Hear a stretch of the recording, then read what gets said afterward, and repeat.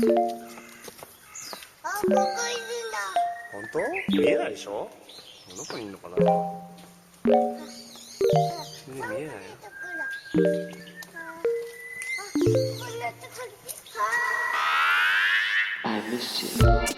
What's good, Internet? It's Monday, February 1st, and you are listening to Waypoint Radio, episode 374. I'm your host, Austin Walker, and today I am joined by parts of the usual crew, Rob Zachney. How's it going? Patrick Klepek. So when the tall lady from Resident Evil steps on you, is that what the kids are calling a gamma squeeze? Is that? God. That's a gamma squeeze. Yeah, that's correct. Ricardo Contreras also here. Nice weather we're having in New York. Yeah, it's great. I can't see. I cannot see past this I'll tell you block. what, It's it doesn't wild. get any better when you're out there. Oh, you shouldn't have done that. I needed some batteries. What What are you guys up to? We had a giant snowstorm last week, and then we had the sequel this weekend. What's your inch count? Oh, this is your second one? Mm-hmm. And that was the voice of Edward Ongweso Jr. joining us, also from Motherboard, to count snowfall. I don't know where we're at yet. I think we're supposed to get like a foot, right?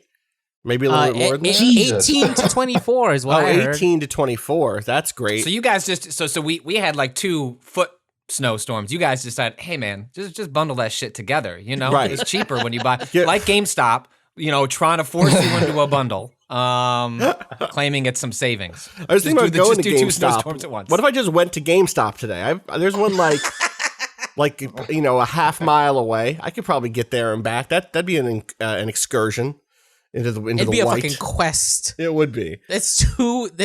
It's also going vertical here, at least. I'm some of these streets I'm on are kind of wind tunnely though, so like no matter Right. what I did, what direction my hood was pointed at, Oh, yeah, I was getting snow in my face. It's a Where'd bad you go? scene. Why did you go out? I went to the bodega, which is not even that fucking far. It's a block Supposed to go to the bodega last down. night. I Go to the bodega I last literally look. My wife forbade me to go because we were late for our D&D session, and I was like, I Okay. need these batteries for tomorrow morning. Go after boy. the D&D session. It's open. It's the The bodega. D&D session went long, and they closed. Because of the snow. Because Yeah, of the snow, the snow. presumably. Damn, they opened today though. Good for them. Shout outs to Yeah, they're up. living They're in bodegas.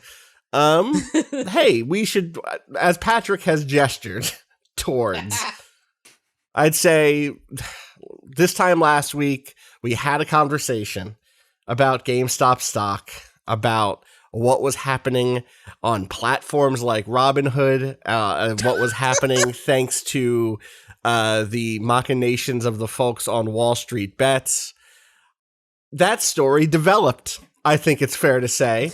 Yeah, since then I put hundreds of dollars into Dogecoin. I was up like Jesus 250. My dad and did then- too. I think he made money and then it on crashed. My God, sorry for putting you on blast, Dad. I love you, Dad. My dad texted me the other day, and you know, he was like, the markets are going crazy, son. I bought a bunch of shares of that stupid Dogecoin a few weeks ago. It was legitimately a good investment. No, totally. He made money on it. It's a meme currency that like has basically, if you look at it, the history of Dogecoin's like ups and downs, it is specifically tied to like, is it currently like a meme that is being memed out? And like there was a lot of that happening. There was a specific meme that there's like the Elon Musk effect. Like if he gestures at something, it sends a lot of these stocks going in a weird direction. This. Yeah, And there was a joke of like send Dogecoin to $1. And you have to, that doesn't seem like a lot, but you have to remember that around at the time that like Doge became like a tertiary meme as people were getting locked out of like the main memes like GameStop, was that it was like trading at like a cent or like roughly around there. And so you take $1,000 into Dogecoin and then it goes to just 2 cents, 3 cents, 4 cents. It went up to 8 cents. You could make, I had friends that made like several $1,000s on just riding that wave. I put in a couple of hundred and it like doubled or, like 2.5x. And I went to bed thinking like, well, one of two things are going to happen when I sleep. It'll continue to go up because crypto can trade when the markets closed, and so that's why it tends to go up during the market close, because people get fucking bored and they want to do something with their dollars. And I was like, or I'll wake up and it'll have crashed. And I woke up and it had crashed, and I like gave it another couple hours and was like, I'm gonna get out of here with $1 loss and move on. But a lot has happened since that. And a lot has happened discursively, is what I would say, in which I think we've seen the rise of what I would call fairly naive positions about who the actors are here, what the interactions are that are happening are, who's winning and who's losing. Though I think I sympathize with the people who are making those fairly naive readings in wanting to see big hedge funds, get taken for all they're worth. I think that there's probably a more complex story. And Edward, one of the reasons we brought you on was because you've done some incredible reporting over on Motherboard over the last, over a week now, I guess, on this stuff. And so let me throw it to you and just say, like, okay, what happened? If our listeners last week, the thing that we said was, hey, these people on Wall Street Bets are memeing GameStop higher and higher. They're refusing to sell. They're undercutting these shorts that some particular hedge funds had put in place. How has that story developed over the last week? And that's a big ask, I know, but you've been following it. I think over the last week, the major changes have been, there have been attempts, of course, on the subreddit, get people to continue holding under the idea that there will be this gamma squeeze, or a moment at which, after the initial options, this sort of trade where you can, if you anticipate a price decrease, you can say that I'm going to buy the shares at a lower than projected price so that I can get them cheaper and then sell them, at a higher price, or I can borrow shares, sell them, buy them back at a lower price and pocket the difference. All of that was supposed to come to a halt on Friday. And the next few days were supposed to have been spent buying back the shares and resulting in a squeeze where the price goes up because there aren't enough shares. But we haven't seen that. In fact, we're seeing a consistent price decrease and attempts on the subreddit, the Marshall people, under the belief that this is, the hedge funds doing. This is a speculative attack by them to try to keep the price down. There's also, I think, in the larger scale of things, like competing narratives about what sparked all of this in the first place. Was it a bunch of Redditors trying to, have fun and skyrocket a stock? Was it hedge funds shorting the company in the first place and that invoking their ire, the Redditors' ire? I think it's, a mix of these things, right? Where, what we see over the past week is a result of, to begin with, this company, GameStop, was undervalued because of the shorts.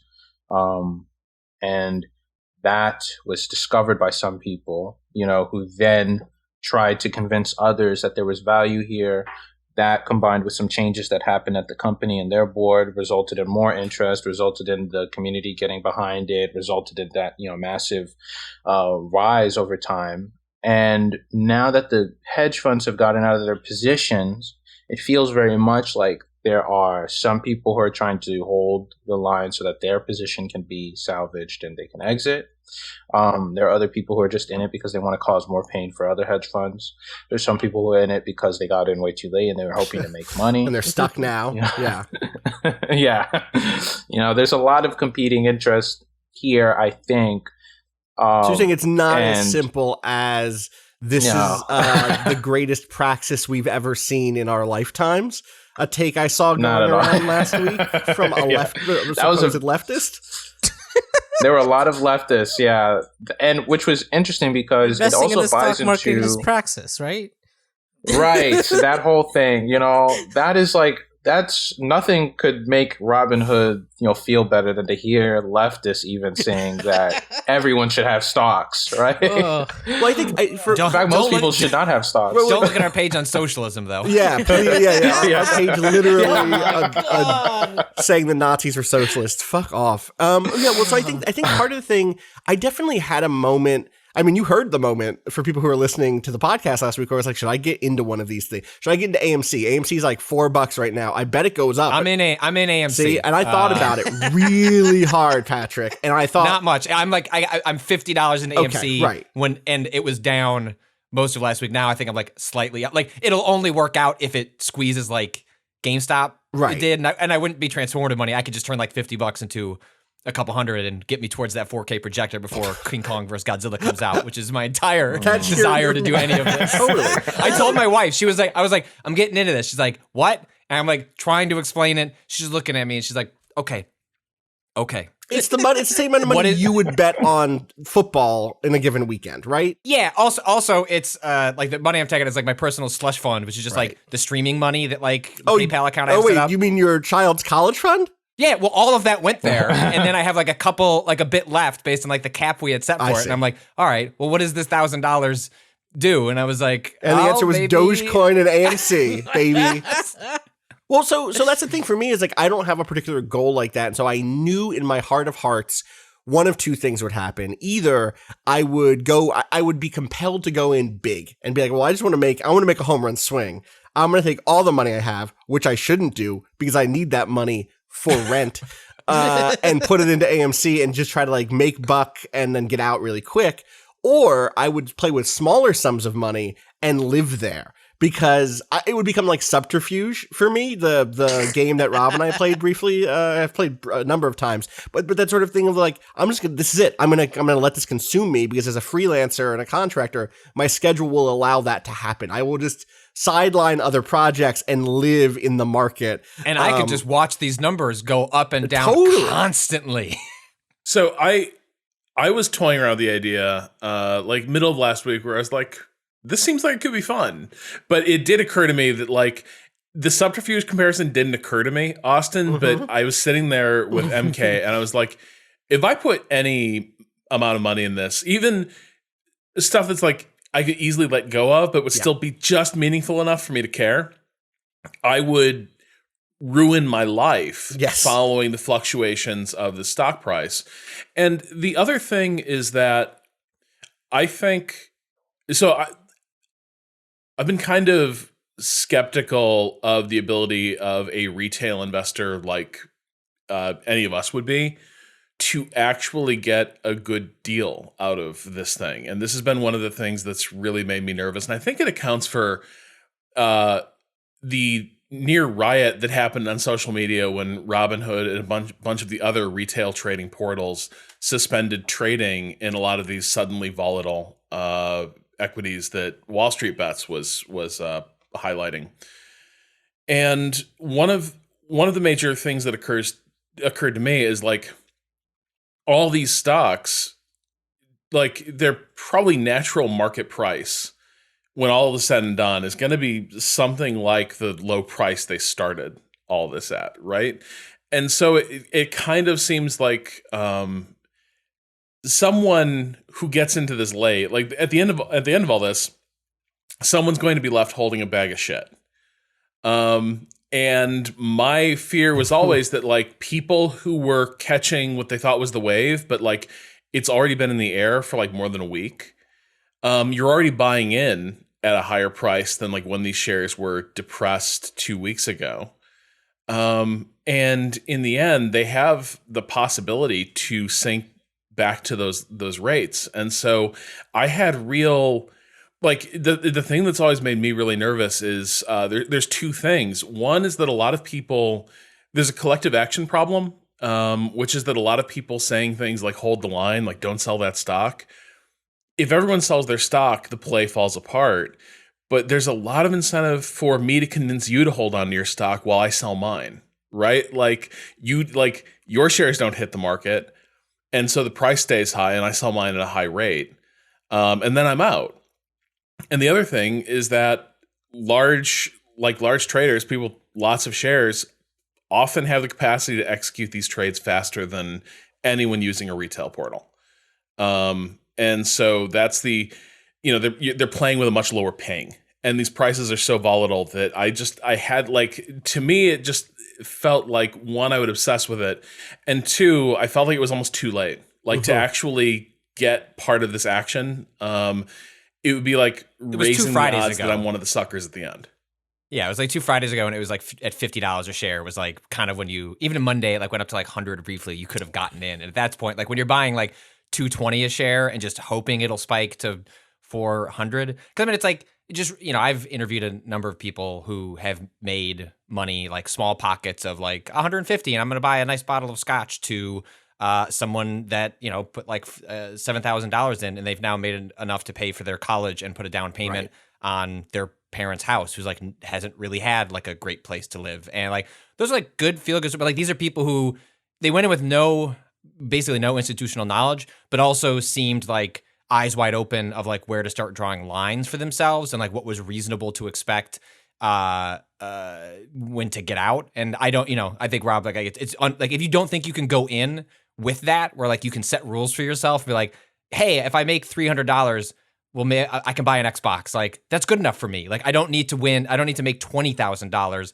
But when you got when you start seeing the people around you that are making that kind of money, it's going to be tempting to like try and stay for the squeeze and trying to get that big payday when like there's a reason this doesn't happen, because this doesn't happen. And so if you can make your $300 or $3,000, like walk away and like pay, you know, Uncle Sam your 25% and be happy with what you got. But like the theming around this, like the way people have talked about it and the way it has turned into like this pseudo like populist movement and like trying to, you know, strike against the capitalists, I think has like put people in like a strange mind space where I do worry for like those folks who it has become like an ideological structure for them. You're going to hold the line to no, it's loss? like, look, like it's good. Like it's good. Just take your money and like throw up your middle finger and like learn to fight another day. Like there is like sticking around for this for another week so that the folks with like hundreds of thousands of dollars or millions invested in this can make more money. Like they're just laughing at you. Like this isn't like, I don't think this is necessarily something where they're on the same page with you. They're just benefiting from, at some point it's a grift for a number of people who are pitching it as a populist uprising when really it's just like a 1 in a million, a 1 in a billion, like, you know, sort of like seismic event. Well, and Edward, you've written about this from another angle, which is that a lot of these kind of retail investment platforms like Robinhood are not focused on the retail investor, or to the degree that they may serve the retail investor, they're also serving a larger customer, which are these big hedge funds like Citadel, right? And I think that might be hard to for some folks to wrap their head around, but it's an important component of this story, because otherwise you build these very basic, simple kind of us versus them stories. So can you talk a little bit about that? I think this came up after Robinhood suspended trading of GME, AMC. What was the BlackBerry? Was that the other one?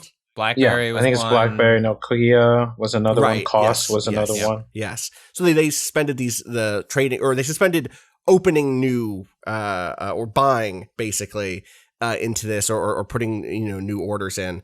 But not selling. And in fact, there was some reporting of them kind of selling on behalf of users, though I don't know if that was ever reported out in a way that makes me particularly confident on saying that in such a blanket way. But given all of that, you kind of wrote this piece, Robinhood's customers are hedge funds just like Citadel, its users are the product. I'm curious if you can walk us through a little bit of like how that process works, why that's the case. Yeah, so, you know, Robinhood is a company that offers zero commission trades. And the reason why it's able to offer zero commission trades are because, you know, you are the product, or more specifically, your orders are. You know, they have to be executed, and so they hand them over to market makers like Citadel Securities. Citadel Securities is one of their largest, probably the largest individual customer they have. So they, you know, offer it up to them.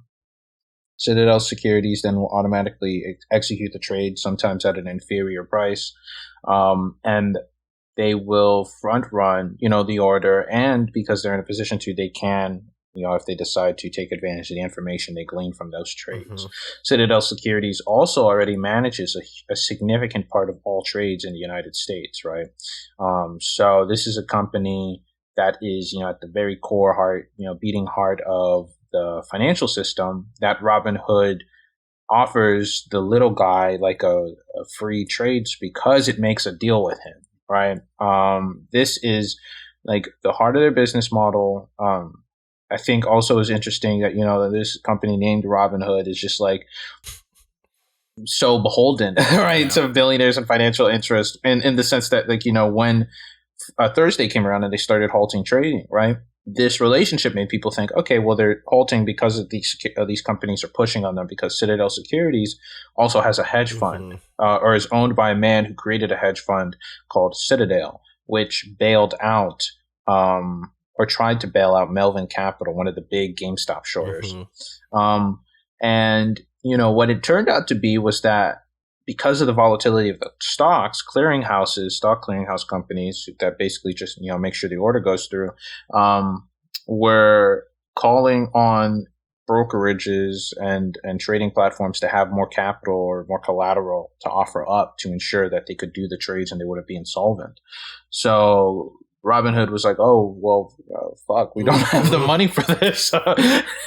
And we're not going to tell anybody about it because we're not going to, but what we are going to do is we'll tap our billionaire investors to give us the money so that we can continue to be doing business as usual. And, this is, I think at the end, like, this is also just one piece of the whole entire thing where it's like there was not really a populist revolt or uprising. There may have been segments of the people in this crowd who were motivated by such things. And, as you were talking about, Patrick, there are people who definitely came into this like, I'm going to help out my family. I'm going to help out myself, and I'm going to get out, right? Or I'm going to come in and do that and also celebrate the pain that we're causing this company, right? But by and large, the biggest beneficiaries were, the companies like Citadel Securities that were processing these orders, BlackRock, Vanguard, Fidelity Investments, who were making hundreds of billions of dollars, millions, not billions, hundreds of millions of dollars lending GameStop stock to short sellers who needed it to come up with the stock for the short contract, and or who were sitting on positions that increased by 700, 1,000%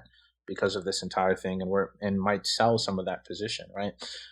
Those are the real winners, and that gets lost, I think, a bit because of the outrage that happened when they halted trading. It felt very conspiratorial. I thought that at first too, because it was just like sort of not unprecedented, but it was just like it came at a moment where it was building, and it felt like we were going to see on Friday whether or not the squeeze was going to happen, right? Well, the day before and it did seem like that, to contribute to the conspiracy theorying of it was that, there are a lot of factors why GameStop's like stock is now kind of like dripping down, but no doubt a contributing factor to that was like limiting people's ability to continue to pump like cheap money or cheap-ish money into it, right? Like the beginning of this like decline from like a high of like 400, 420, now I think it's, I was looking, it's in like, 220-ish. It was like, it started when Robinhood had a financial like squeeze themselves. Right. And then suddenly there wasn't an easy way to just download an app and put in, $200 or gamble that your like upcoming, theoretical stimulus check, like put that in and see if you can double that, which is like a common sentiment that I saw amongst folks. Was like, all right, I'll just assume I have some money coming and that's what I'm going to play with here. But like once you took that out and you had to like sign up for like actual Fidelity, where you have to like, send in your driver's like there's like a delay involved. Like an approval I don't think people, period. if you didn't sign up for Robinhood, part of the reason I started like doing these small stakes gambles was like, I want to, one, emotionally understand what some people are going through. Two, I want to understand like what it's like to use this app and then like feel the restrictions as they come along. So it can inform my, just a better understanding of the sort of like the players involved. And, it was one of those things where when I, like in Doge, when I was like, oh, I connect my bank account and like I, transfer over, $800 or whatever. And it's like, they kind of explain to you that like, oh, it's instant. It's like, you can spend this now, but like, you don't actually have $800 here. We've essentially loaned you 800 digital dollars to like invest, and we'll do it on your behalf. But then if you sell that, like you need to wait like a week for that stuff to settle. Like you can't like make $10,000 in 24 hours and then just like dump that out to your savings account. Like there are more sort of like mechanisms involved, but none of that stuff was like, it's like made quote unquote clear, but like it's clearly meant to be like slightly opaque to confuse. Because Robinhood like themselves was at the center of a bunch of controversy, I think last year when a teen committed suicide because they did some investing, and the way it displayed their like losses, it made it suggest that they owed $72,000. No, it was more than that. It was like it was like $720,000. Yeah, or something. and just like completely basically overwhelming. Yeah, and it was a quirk. Like it was just a way that like it had they waited, yada yada yada, market details. Oh, I if don't you know waited exactly. 3 days, it would have come across that you had. Yeah, that money it would have and looked how it, right. but the interface itself was like essentially. It may be some form of truth, but for the average person, they're walking into this and they don't fully grasp what they're playing with. Right. And, there was that tragedy occurred. So I think, and there's like lower level versions of that, occurring, here, like where it's like, when it's, the stocks have, closed for the day, you can feel like, they're still moving up and down. Those trades just haven't executed until the market opens. But maybe you feel like, oh, it's gone up. I can sell at this high point. It's like, well, no. It's like whenever your sale actually goes through the queue at like 9:30 Eastern time, like it may not be locked at like 4:20. Like you may get it at a dip of 280 because you're dealing with something that's like 10 minutes behind, a Bloomberg terminal or, an actual Fidelity broker that, you have a personal. So it's just complicated. It's brought in a lot of people that I think like there's truth to like the power of the crowd. Like I think this will have lasting consequences far beyond like the past couple of weeks, but it also has a bunch of negative sort of connotations that I don't think people have fully grasped even as they've participated in it. It reminds me a lot of some of the feelings I had when Kickstarter first blew up, which is there is a genuine and organic feeling among a lot of people that there is something happening out there in the market that if only I could be part of, my life would be more filled, more complete. In the case of Kickstarter, it was that feeling of investment. Investment is beyond all of us. You think about when Kickstarter blows up, it's a Silicon Valley is kind of becoming a catch-all for the future in American minds. It already has done that maybe over the last few decades, but especially in this kind of startup era in the early 2010s. And Kickstarter seemed to offer an outlet for investing in something you believe in, the way a big, venture capitalist might. It can't exist without you. Exactly. Like it played on all of that into rhetoric, 100%. And that can't. And I really believe that for a lot of people, that comes from being locked out of collective action, being able to actually work with each other. The internet provided a way to do that. Opened a new possibility space, but still fundamentally was not about enabling or giving agency to individuals. It was about keeping them as consumers and telling them that they were philanthropists, telling them that they were investors, giving them that emotional shock. And I think a lot of the rhetoric around retail investment platforms like Robinhood do the same thing and say, listen, you've been locked out of this world of retail investment. This is the difference between money and wealth. It's being able to be on the market. And that's true. But what's not true is that a platform like Robinhood actually democratizes that in any meaningful way because the scale is so different. And fundamentally, there is still an entry, gap, right? You still do need a lot of money to play with to turn this into something you can do for your living. $50 bets isn't going to get you anything. This is what gets me in trouble with like sports betting is like, I'm so conservative with my money that it's like, all right, well, I want to bet $10 on this, betting the line. It's like, great, you won. You now have $16. Right, and listen, so then man, it's like it's just not. Most people don't.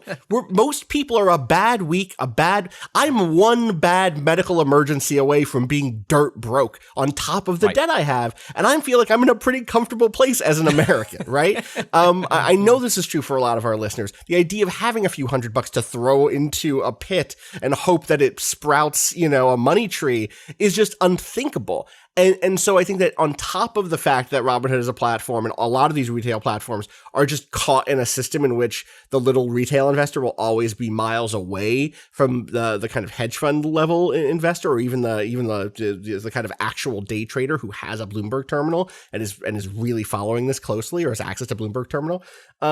There's also just this second layer thing of just like, you still need the money to make the money. Rob. Well, I was just going to say, I think related to that, Austin, is this like ambiguity about the degree to which anything that's happening in Wall Street bets can truly fairly be labeled like populism.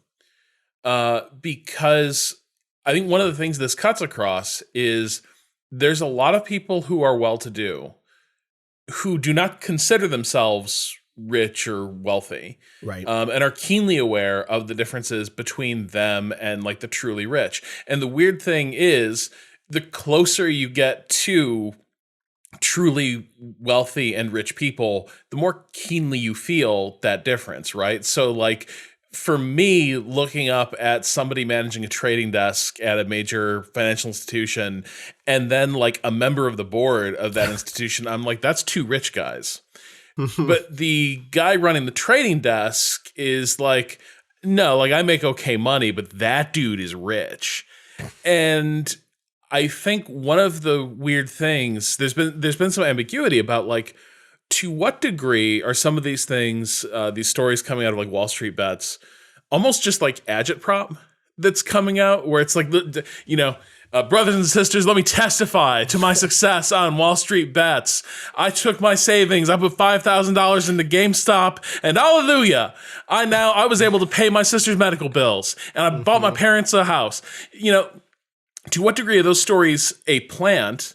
And to what degree are those stories like real? Because anyone can pretend to be anything. But I think the other question is, if you're able to make these big plays, these big bets, where you're just like, fuck it, I got a few $1,000s, I got $10,000, I'm just going to plow into this.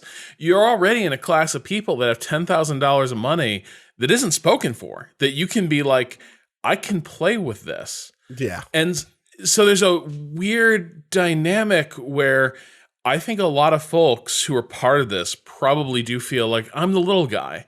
I'm sticking it to these big hedge fund bastards. And to be fair, not the little guy. Yeah. Those big hedge fund bastards are going on CNBC and being naked absolute ghouls. Yes. And it's like, It is making them big mad. Yeah. Like big mad is occurring. Yes. And that is a man net down. positive. Like they are fucking. And there's Go one ahead, of the Edward. billionaires behind this, Ken Griffith, is a notorious piece of shit, a horrible person who the guy in Billions, Bobby Axelrod, is modeled after him. And this is a guy who like has AstroTurf to kill progressive taxes in Illinois. I think that there's like an understandable hatred of him, but also like an underestimation of like what, like, yeah, there is likely going to be a short squeeze that happens, but that they will go to extreme lengths to ensure that doesn't happen, and that it does not become like a populist thing. It's more than you're fucking with their money, and they are going to like, get it back. I think what you see, for example, with the stock right now, right? There are attempts to convince people to hold the line, partly because they want to, preserve their position, but also because there is like a recognition that there is like an attempt, right, to get people to push out of and sell stocks so they can buy them to cover the position with something that's called an attack, a short ladder attack, where basically like if I'm a hedge fund and you're a hedge fund, we just trade, with each other constantly, and that is enough to push the price down. We trade with each other at lower and lower bids or asks. But all of this distracts from the larger point, as y'all are hitting on, that it's less about like whether or not these people are in this populist struggle than like they're in a fight that is larger than them, that they're getting brought along with, precisely because they would be open to being along with it, because they're in a system where speculators and financiers can get away with so much, and they are 1 week away from having nothing, and they have not, and this is like in a stock market in a system that most people have no stake in except through their pensions or fund retirements, and even then a lot of people don't really have any stake in them, right? That's managed by your workplace. It's a small amount, it's distant from your daily life. To have an opening where you can come in and maybe draw some blood, or maybe make some money back, or maybe you're being told that you can come along and be part of something, like these are all different pieces of it that then have been over time flattened into the story of this revolt, right? Totally. It's like the scene at the end of Tim Burton's Batman, like the Joker scene. Like comes out, he's throwing money around, you grab the money, and then oh no, there's like poison clouds. We've all passed out at the end. We all get Joker-fied. Grab your cash and then get out of here before you get Joker-fied. God, it's fucked up that rich people, they can become villains on TV. All I can do is become the main character on Twitter for a day. It's even here they have me beat. I do love watching them like cry about it though. It is it's great. Oh, it's so good. It's great. And like delicious. I get how you get from there to feeling good about quote unquote diamond hands or what having diamond hands, right? Like I get it. But I hope I'm certain that we do have some listeners who have like jumped in on this and I definitely get how you make that decision. And again, I think there are ways to do it that are beneficial. But what I don't want is for our listeners to have been caught up in the sort of propaganda around it and been convinced that this is the great moment of praxis. This is the great like uprising, because this is not what helps people's lives. Like this is not going to overturn the capitalist system, partly because one of the things we say a lot is that it's fucking fake. That like, yes, those people are making a ton of money on it, but it does not reflect the economy in the way that people talk about the market reflecting the economy. And more importantly, you know, though the market could fall apart tomorrow, that wouldn't be what puts homeless people into shelters. That wouldn't be what improves maybe eventually the government would be like, oh shit, we have to figure out something to do with vaccines that doesn't have to do with big business, but it would not be tomorrow, right?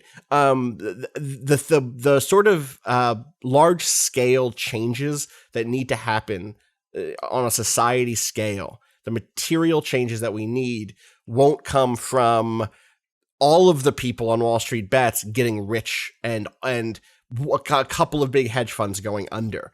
That might be a point of pride for the people involved. I'm happy to see rich folks get kicked in the ass, but it is what it is, and what it isn't, and it isn't what it isn't, and it is not a revolution, right?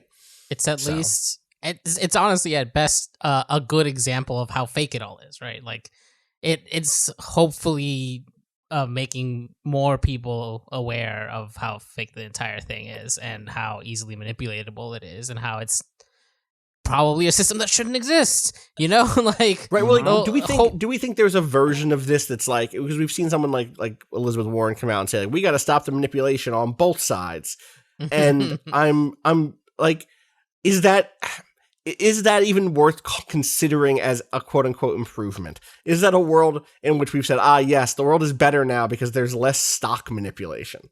In theory, I mean, to me, in theory, it feels like, I guess in the immediate sense, sure. But I'm a person who thinks that stocks shouldn't fucking exist, right? Like, people get, like, the profits from stocks, the profits that companies make go into dividends for stocks. Those profits should not be going to those people. It should be going to the fucking workers. Like, that's what my stance, right? So the Elizabeth Warren thing is, like, the smallest fucking step of, like, I guess, right? But, like, ultimately, it's like, I want to be able to use this as an example of like, look, like these numbers don't mean shit. And like, we should try to make sure to divorce our thoughts of like how well the economy is doing from these numbers. Yeah, totally. Yeah. If you look at the stock market, right, it's over since 2000, about like almost 700, almost 700 billion has been raised through IPOs. To bring new companies to the market and ostensibly like bring new productive, efficient competitors, whatever. Like about $8.5 trillion in that same time has been spent on stock buybacks. You know, the stock markets, capital markets, they are not these clearinghouses of efficiency. They're just places for you to move money from one pocket to another. Yeah. Hopefully yours, right? Yeah. Hopefully yours. And so, yeah, it's hard for me to imagine. I'm sure it's out there. I'm sure I could do like 3 Google searches and read a take that like really clearly outlines what an equitable stock market looks like. Mm-hmm. And maybe I should just do that reading. I'll just do that work. I'm sure it's out there. So if people who are listening have recommendations, hit me up on Twitter and let me know.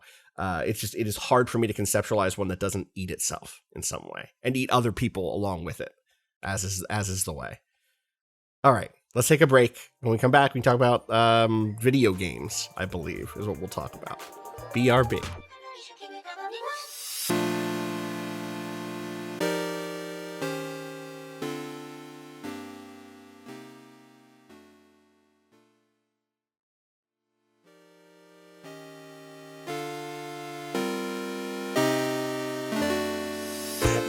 All right, we are back. Who's playing stuff? What's going on? Let me do a quick hit because I didn't talk about this game last time because y'all had already just talked about it. I didn't want to double dip, but I did play Hitman 3 all the way through, and I'm doing like all of the escalations and everything else.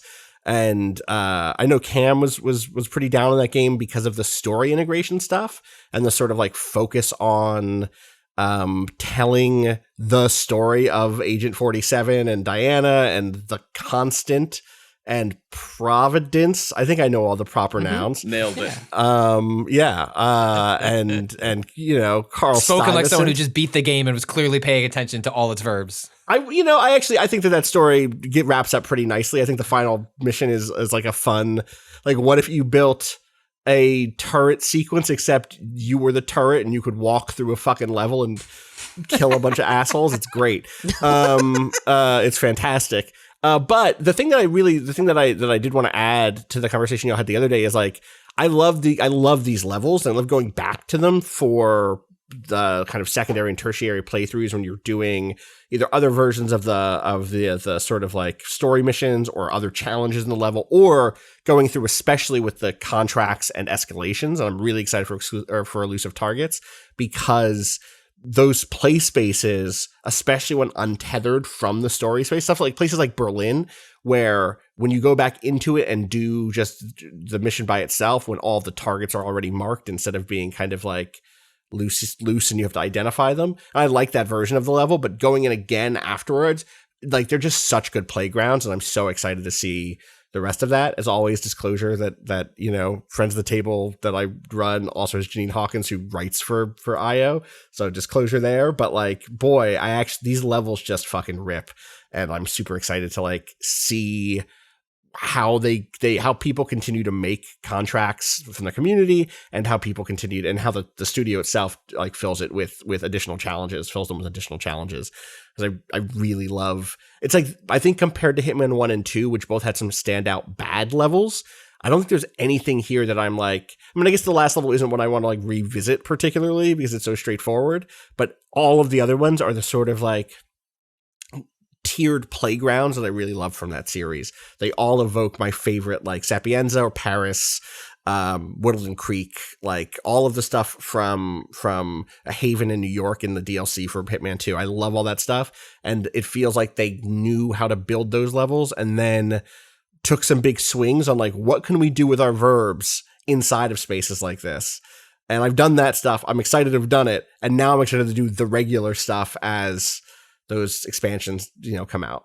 Cam wrote a piece for us this week about like the Berlin level that has me just like wildly excited to play that level, where it's like just so unlike Hitman, where you just show up and you don't even know your target is. It's just like so sick, dude. It's like, I'm excited. As you like, just to give you the basic thing is like, you're on the run at that point, and like, again, like, it's hard to be like spoilers for Hitman, but like, it's a cat and mouse level. It's a cat and mouse level, and you're the mouse. It's a Tom and Jerry level, and you're Jerry, right? And you're like, all right, how the fuck do I beat all these cats? And they're everywhere and nowhere, and it's hard to know. You have some clues about who they are based on the interface, but they're not marked in red, and you have to just kind of like find ways to identify them, take them out, and not get seen by them, including at distance. There was a moment that I like climbed into a high place, and then a sniper bullet just like winged past me, and I was like, fuck, the ICA is on to me. And it's so fun to be on the other side of that, but also it's good to be like, nah, motherfucker, I'm Agent 47. I am the Hitman. They call this game Hitman. I'm the Hitman. It's extremely good to play through that level. There's a ton of challenges in that level that I haven't done yet. I want to go back through it like 6 times because there's so many targets and so many little interactable things, and it's the one level that doesn't do their like story mission or mission story conceit that marks like, oh, follow this person and it'll lead to blah blah blah. It's much more that Hitman 2016 version of just like, that stuff is out there, go find it. So yeah, I loved that game. I'm very happy to have kicked 2021 off by killing capitalism inside of Hitman. Oh, you get to kill capitalism? I like that. I mean, that whole series is like, you don't have to, Hitman is not a revolutionary. Let's wind back the clock and call me naive now. But it's very much the like, you are going after the rich and powerful from game 2 forward, basically. I mean, you're always going after the rich and powerful because that's who's sending hitmen after each other. But in Hitman 2 and 3 especially, you're explicitly dismantling this group called Providence, which is the sort of like money behind the money for the kind of capitalist class of the world. And it's great. It's so good. The end of the final level of Hitman 2 before the DLC is like a secret party on an island off the coast of Europe somewhere that is also a kind of showcase for post-apocalyptic escape technologies, bunkers, spaceships to bring you off-world, various other sorts of like conclaves and investment real estate opportunities for places that won't get flooded. Like those are the motherfuckers you're killing. The people who are there shopping for $1 billion, underground mansions to avoid the impending climate collapse. And it's like, yeah, no, this feels good. I have no problem doing this mission. Those people should be killed. Those people, like, I'm not going to talk this person into changing their worldview. They are this worldview. So let me dispatch 47 and see what I can do. Let me see if I can drop a tree on them or whatever and call it an accident. So yeah, Hitman continues to rule. Who else is? Go ahead, Kato. I was just going to ask, what is the deal with PC carryover right now for Dude, it's a Hitman 1 mess. and 2? I have 1 and 2 on PC, and I've been not playing 3 because I know that once you did you buy 3 on Epic? Yeah. Okay, then did you get like the Hitman 1? I think I don't. They've said it will work, that they will pull the 2 stuff through. I don't know if it's happened yet. Okay. Okay. I haven't missed anything. Like, yeah, they were saying they were working on something like a couple days before launch, but it seems so. I ended up playing. Well, here's what I can say: is I played 1 on PC, 2 on PS4 because that's what they sent me for review. 2 years ago, 3, whatever that was, and that means I'm fucked. I can't carry my Hitman 1 completion forward to Hitman 3 on PC because I didn't buy 2 on PC, which means it doesn't bring in stuff from Hitman 1. It brings whatever you had from Hitman 2. So it's messy and like not, this feels like in many ways Hitman. Okay. So Hitman 3 has exclusives with Epic. It's being sold, on Epic. On Stadia I think there was some Stadia relationship there somewhere. I don't remember what the special feature was. I don't know if it's a costume or what. But there was some sort of Stadia conversation. I think maybe just it's on Stadia is a conversation with Google. Well, they had the save state share where like you could take a screenshot of where you were playing, and then people could like just like they could take that like QR code equivalent and just like start playing where you were at, like, hey, solve this specific situation that I'm in Hitman right now, and people could do that into their which is cool. game. That's a cool feature. That's fun. If you're gonna make cloud games, you being able to do the ultimate like phone a friend.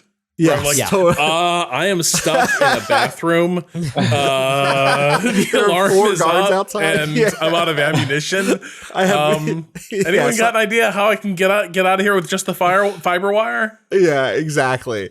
And then on the PlayStation, they did the PSVR stuff, and it's like that's a lot of platform exclusive conversations, and it feels like.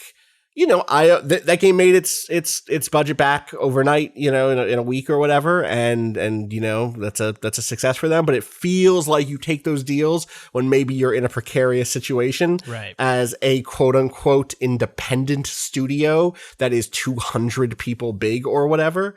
Maybe it's even bigger than that at this point. That's like okay. So I don't know. It seemed like a success. I'm excited for them to make Bond, because this game is leaning in that direction heavily already. So we'll see. What else are folks playing this week? I know some people have continued trying to run countries in Suzerain. How's that going? Edward, you're also playing that now, right? Yeah, I just started. I wasn't able to get as deep into it as I wanted. I fell asleep because I watched some Attack on Titan with my brother, and then that tired me out a bit. But I started playing, and it was fun. It feels it's like my favorite political sims are both like the really big grand strategy ones, and then the really granular, like you have to sit here and listen to this advisor explain to you why the GDP you need to pay close attention to the GDP, and also you have to figure out which advisor you actually want to listen to because they all have personalities. It's really good. It's really I felt like each advisor, each character, each decision mattered versus like I was just doing the motions of like building up in a chain to do some main decision or action, I guess. Yeah. Totally. Rob, how deep are you at this point? I am pretty deep.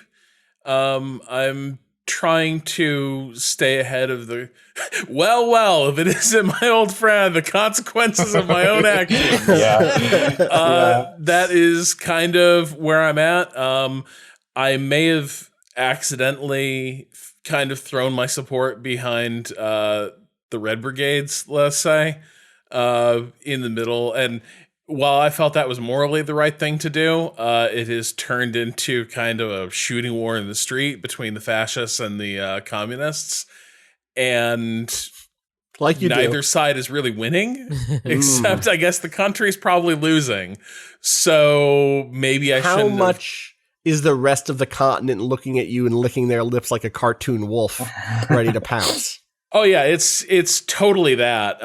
Like you have, except the thing is, so something I like about this is I'm sure if I run it a few times, I will see the more didactic, like instructive side of it. Like here is its thesis about politics. Right now it's just kind of experiential, but it is doing a good job making me feel like it is being fair to the upsides and downsides of these decisions. Mm-hmm. Like, for instance, the thing that kicked off this crisis is that early in the game at an inauguration dinner, the one communist member of the parliament, who is also like the national poet laureate, gets gunned down by like the youth direct action wing of the Nationalist Party.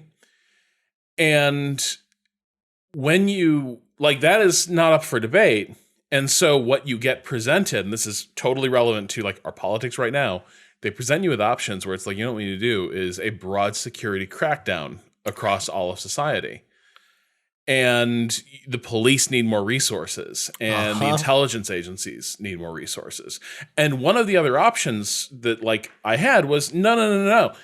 It was the Nationalist Party that did this. Like, if anyone needs to be brought to heel, it's them. Like, we do not have a security problem. We have a fascist problem. And then, like, even as you try to make that the party line, you're still trying to execute this through police forces that have their own agendas and are still, like, finding evidence against leftist groups. And they're like, well, we found, guns and bombs at a, Communist Party headquarters. And I'm like, but I didn't ask you, like, why one, were you there to begin with? You, and two, that's not like nothing got blown up. Like, why aren't you going after the Nazis? Yeah. Why aren't the cops going after the fascists? Yeah. Why won't the right hand cut off the left? So, like, you have things like that where you can keep pushing it and being like, look, I do not give a shit. Look, go after the fucking nationalists. But at a certain point, the communists do start responding and being like, fuck it, we're just going to shoot this out. And like, so there's parts of the country where I'm like, oh no, that's not going well. So I'm trying to put a lid on that. You do have neighbors who are kind of licking their chops, both from a couple different angles. You have expansionist neighbors. You also have neighbors who would really love to see your weakened government collapse so they can rush in and like continue the privatization project that preceded your rise. Sure. And so like IMF has a deal to make you, I'm sure. I'm sure they'll give you some quote unquote stability if only you allow their partners in private industry to get the oil rights or what the fuck ever. Right. And so like you do, like everywhere you turn, you look at these choices, a lot of times there's hey, this feels like the right thing to do, and I'm going to stick to that. And maybe you will get some of the good effects, but the downsides are real and are pretty disastrous in their own right. And so like it is a game that I think illustrates how little runway you will get to show results for your policies as the short-term costs begin to mount. And I think that's if there's a thesis to this game, it's that tragedy of like, you are trying to build a more just and equitable society, but in the short-term pain of like trying to bridge that gap, you can burn through so much of your political credibility and have so many enemies that you never get the time to be able to see the project through. Mm-hmm. And you will just lose too many constituencies, both in terms of like people who are buttressing your power, but also just at the ballot box. You will see your party fall apart. You'll see people break away from you. And I really dig that. It makes it a stressful game. It makes it kind of a sad game. But I think a fair one in some ways. Totally. I'm excited to get to it. It's on my list. It really is. Maybe this week. I'm definitely going to try to sneak in a little bit of it at lunch.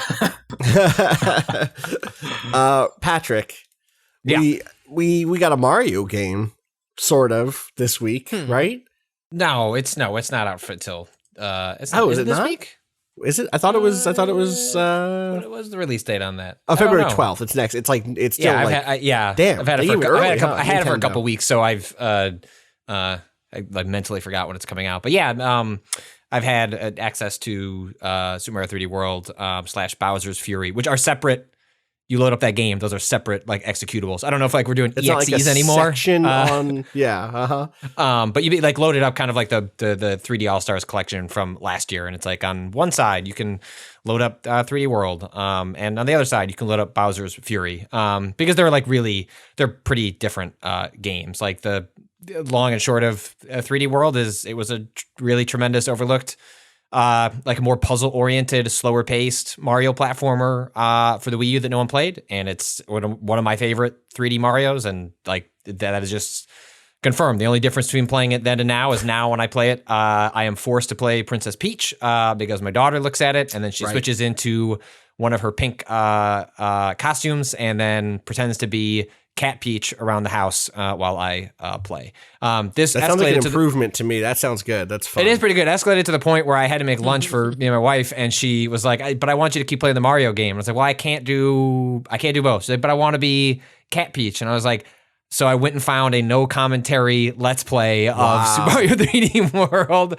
Put it on, and she goes, "Who's playing?" And I was like, it's a video of someone playing. I was like, "Is this good enough?" And she was like, "Yes." And I was like, okay, so that just I've been like thinking about writing an article for a while about the existence of no commentary Let's Plays and how at some point the industry is going to just like yank those off the internet because they don't make I think they have a lot of usefulness, but I don't know if they make a lot of sense in terms of like the return on investment for game publishers allowing that stuff. But there would be my argument in that article. Is like, look, my daughter I distracted her for 10 minutes while I made that lunch. But the real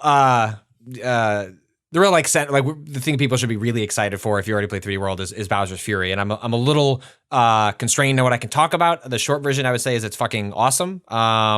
It feels like a pretty natural evolution. Like it feels like the team, I think it's the same team that made 3D Land, 3D World, and then Super Mario Odyssey. I believe there's consistency there. And this feels like them mashing up Super Mario 3D World and Super Mario Odyssey. Like the kind of structure of it is you are dropped into like this big kind of like water, kind of like ocean area, and there are different islands you can go to. But you, as opposed to like in a Mario 64, like you jump, you go to a painting and you're picking out which objective to do. And it's like, oh, when I go into the level, like this is what I'm going to do. In and like at Super Mario Odyssey, the most recent one, there are just moons everywhere. Like you can collect like hundreds and hundreds of like tiny little objectives, and often you're just discovering what the objective was later. Where it's like you defeat this enemy, a moon pops out, and it's like you beat the turtle. And it's kind of like a retroactive congratulations for like finding a secret or an objective in the level.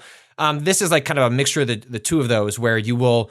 They're like kind of like gates that are like on individual islands, and those gates, when you walk through them, sort of signal like, hey, you've made it to an area, and like there are different things you can do here. There are like 5 hidden like Mario coins. There are like specific objectives, like hey, like go fight this enemy or go solve this little puzzle.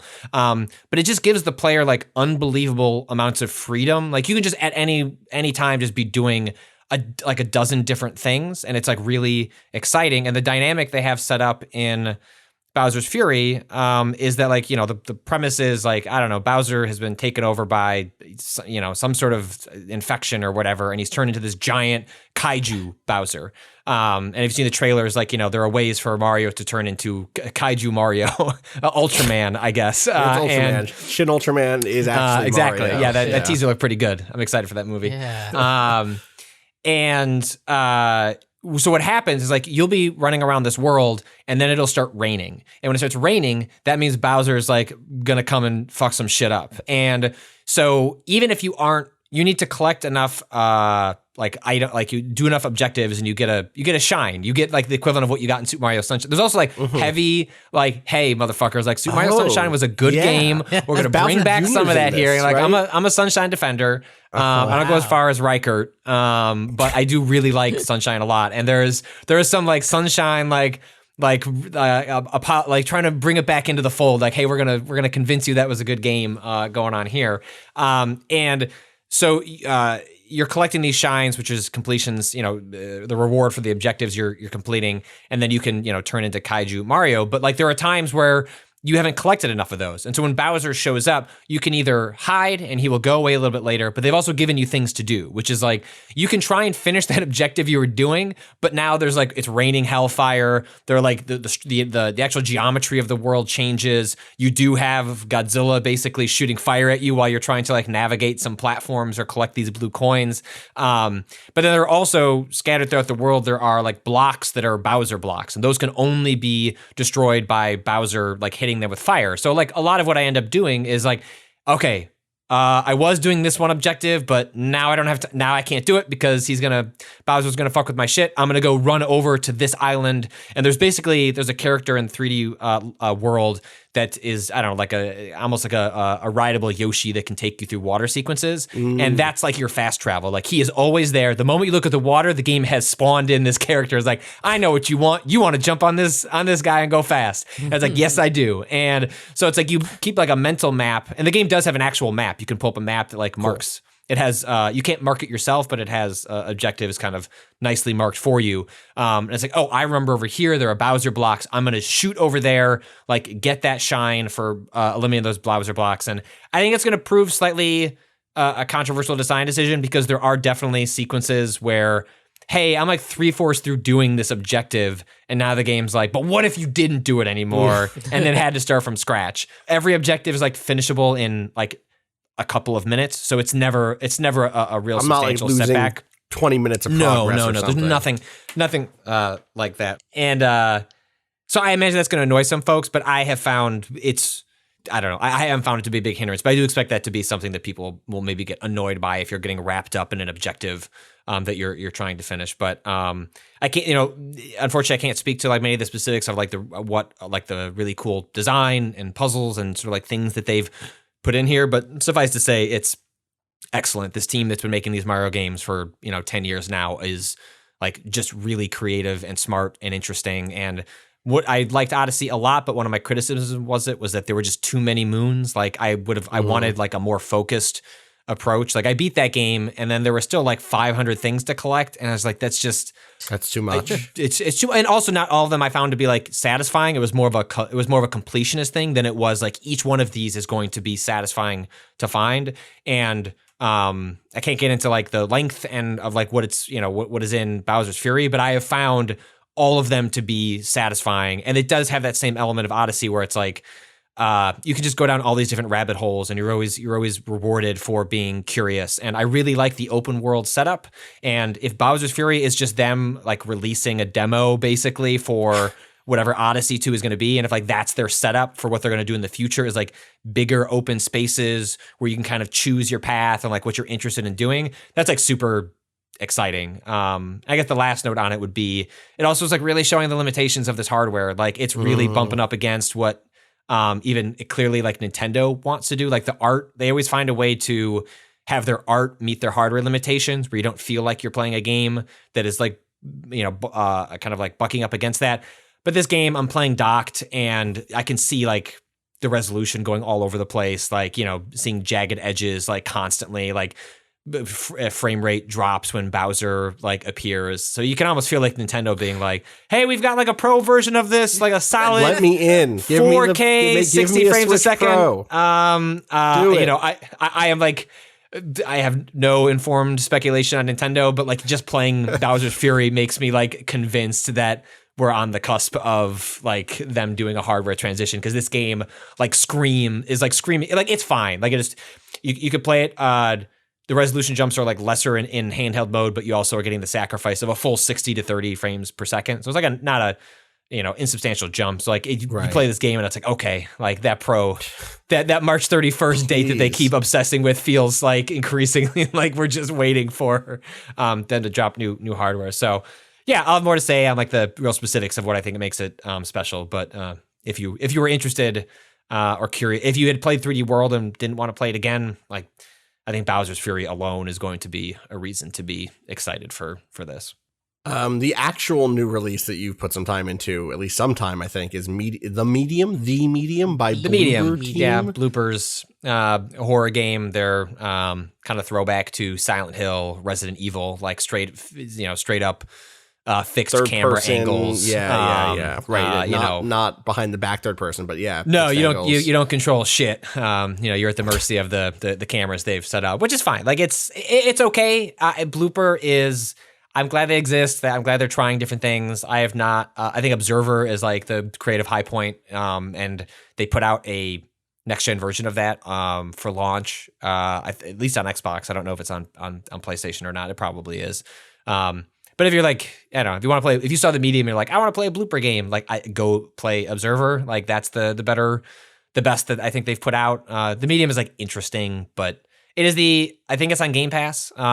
It is the quintessential, I made this argument with Tell Me Why, and like kind of Don't Nod's output in general is like, it's fine. Like The Medium is like a totally, like there's nothing wrong with spending 8 hours playing this game, but I don't know that I would go out of my way. Like I'm not going to regret having played it, but I don't know that I'd walk to The Medium. Don't run. Like you're good. It's like a Netflix original dropping that's like not particularly interesting, but it's like a way to spend a night. Yeah, it's like what Netflix needs to like exist is like in between the big.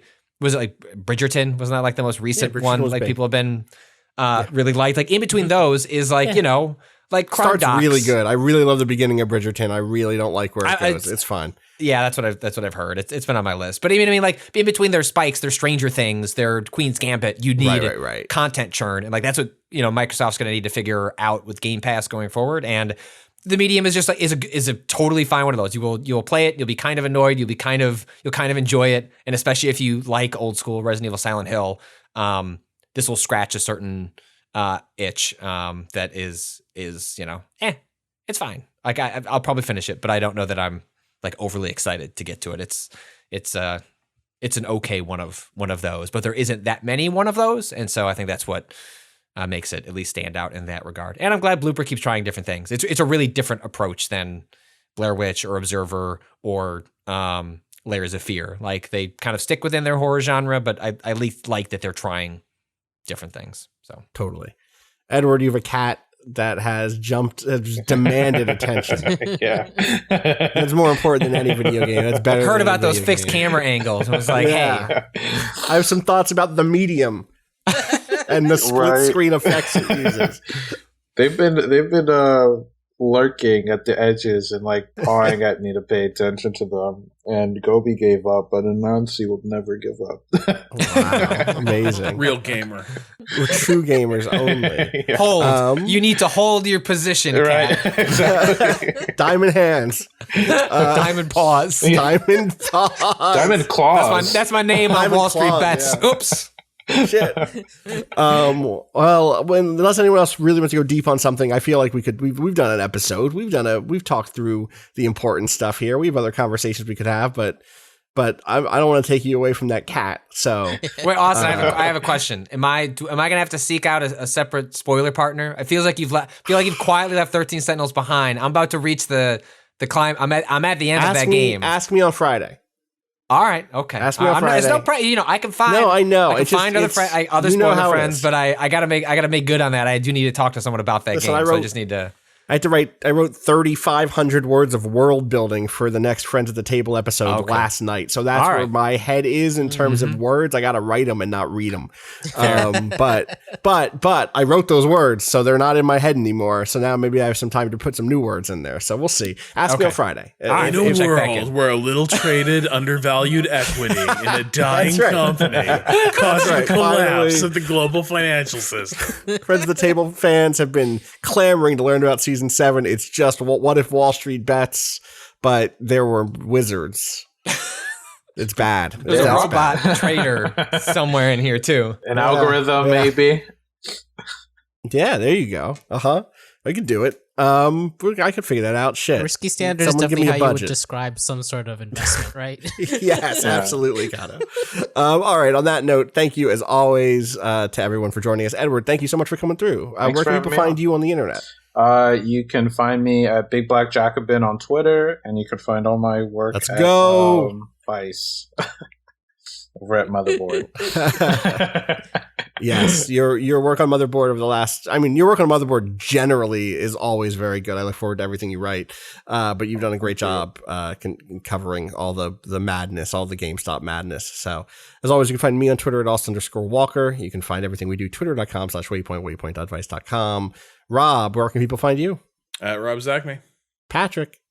At Patrick Klubbock, where I'll be watching Edward. I just wanted to make this publicly known. Like, I'm always admire. Like, I know when I'm gonna click on at least half your tweets, it's like, oh, this one has 18,000 likes, 22,000. Like, you just have a remarkable ability to write viral tweets. Like, I see this frequently with Austin, but like, you're on like a completely different stage. Like, just like so much. Like, I cackle. Like, so I will guess it to myself. I'm like, all right, this looks like a pretty good one. Like, I think this one's going to be at 7,000 or at 9,000. Like, oh, very, very good, very, very good. It's a skill. It's legitimately a skill, and you just have a way that if you want to see the ability to craft a tweet that soars on social media, please give him a Black follow. Jacobin. You already know what it is.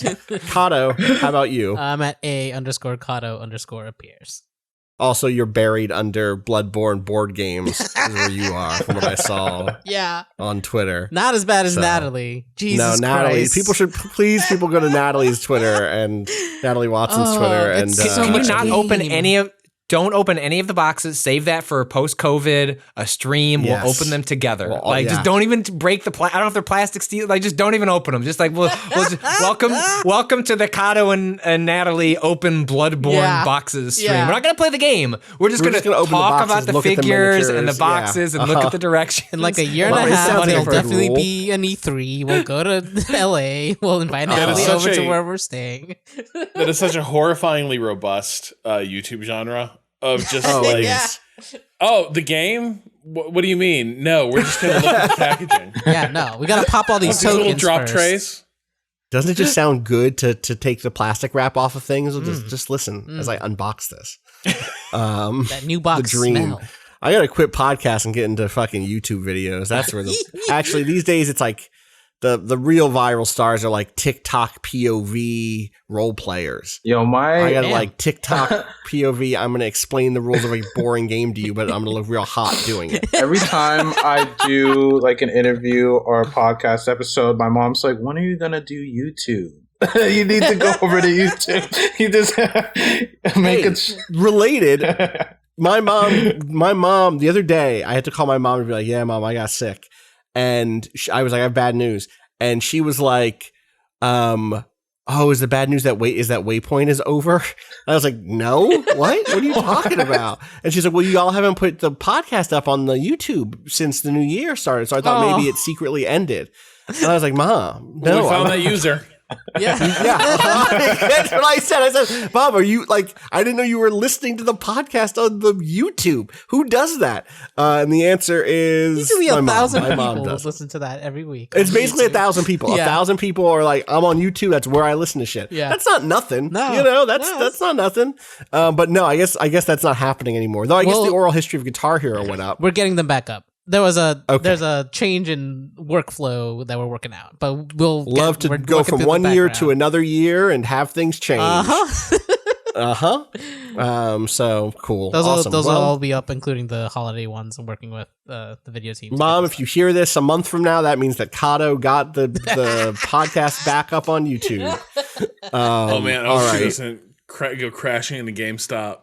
Stop. No, she won't. She knows better. She's shit. That ain't her. I'm gonna go on a heater. Oh, I love it. Sorry.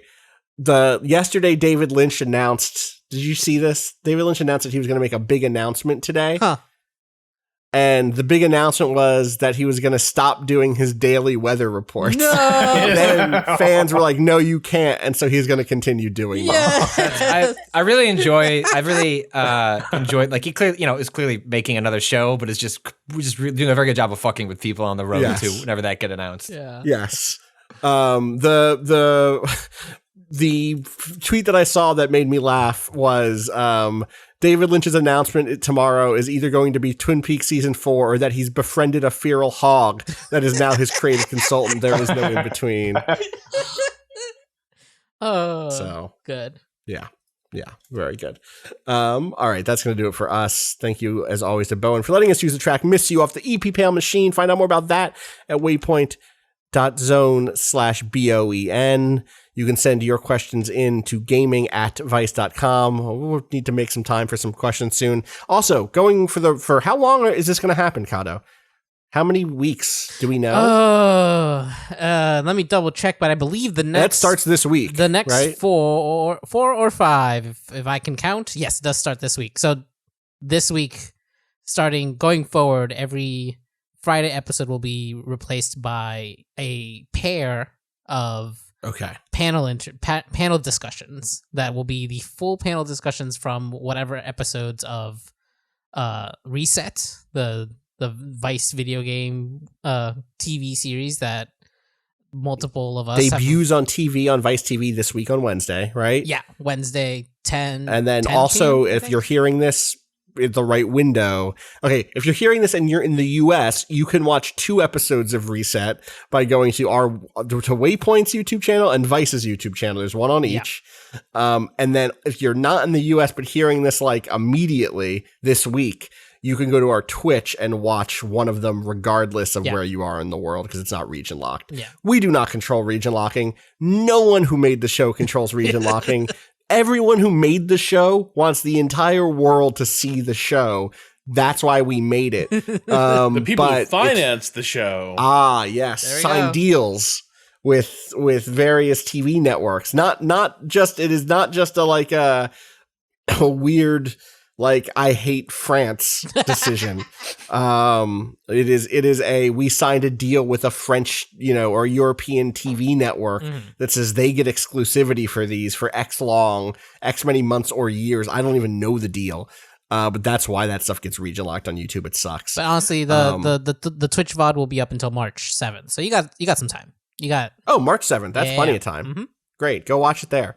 That stuff is great. I'm really proud of that stuff. Obviously we were kind of in consultancy roles more than main production. I was kind of hands-on on most of the episodes, not all of them.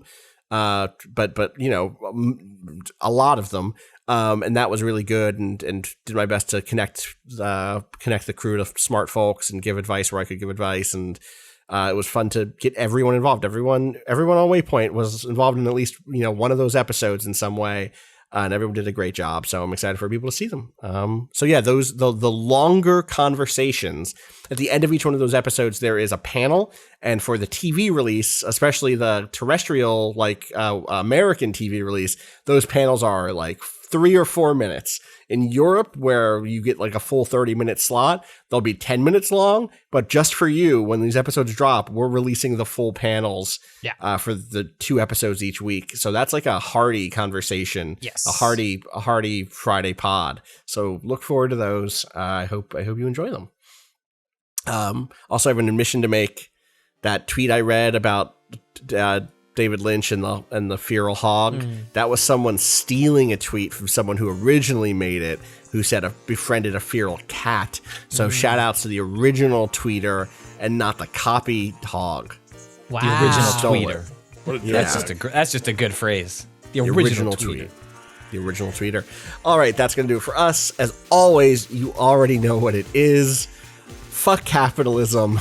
If you couldn't tell that from the first half of this podcast, I'll say it again. Fuck capitalism. Go home.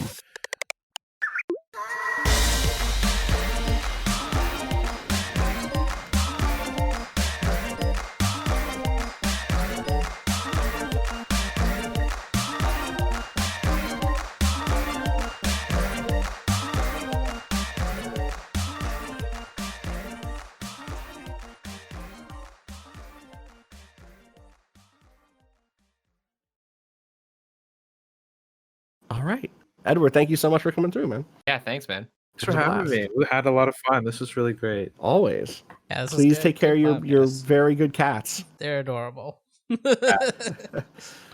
I gotta trim their nails. Yeah. Have good luck. Does the scratch pads wear down those little claws? I don't know because I'm not feeling a difference. Yeah. Well, those little kitten claws, how old are they? They turn 4 months next week. Okay, no, you got a problem then. Yeah. Yeah. They're gonna get at you. Hope. Yeah. Yeah. Do I just hang them up on one of those things and then trim slowly from there? You just hang your cat on the scratching wall, take it off when it's done. I saw this thing where someone had a pouch to hang them from, and they put it in the wall because when I try to hold them, God, what?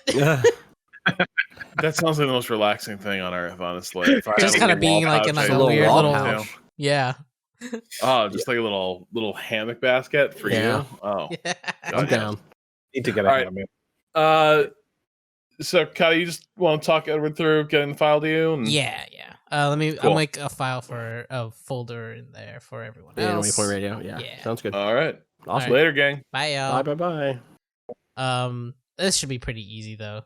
You can just drop it into the Vice, into your Vice Google Drive, and just send me a link, and that should be the easiest, I think. All right, perfect.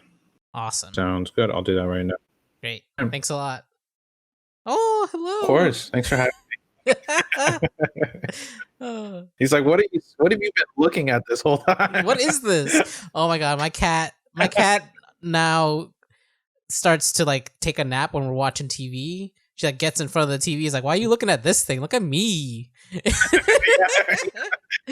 Oh, great. All right. Thanks a lot. See ya. Of course. See ya.